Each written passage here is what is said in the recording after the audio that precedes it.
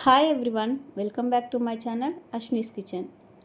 High protein, rich calcium, weight లాస్కి ఎంతో use అయ్యే స్పాంజీ లాంటి సాఫ్ట్ పన్నీర్ని ఇంట్లోనే తయారు చేసుకోవడం ఎలానో ఇప్పుడు చూసేద్దాం. ముందుగా స్టవ్ ఆన్ చేసుకొని ఒక బౌల్లో 1 లీటర్ పాలు తీసుకొని మరిగించుకోవాలండి. మరుగుతున్న పాలలో మీగడ ఫామ్ అవ్వకుండా ఇలా మిక్స్ చేస్తూ ఉండాలి. ఇప్పుడు వేరొక బౌల్లోకి 1/2 glass water, 2 table spoon vinegar వేసి మిక్స్ చేసుకోవాలి.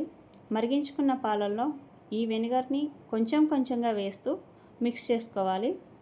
అలా మిక్స్ చేస్తూ ఉంటే పాలలోని వేస్ట్ వాటర్ పన్నీర్ సపరేట్ అవుతుందండి. ఇప్పుడు స్ట్రైనర్లోకి తీసుకొని స్ట్రెయిన్ చేసుకొని మనకి కావాల్సిన షేప్లో స్ప్రెడ్ చేసుకొని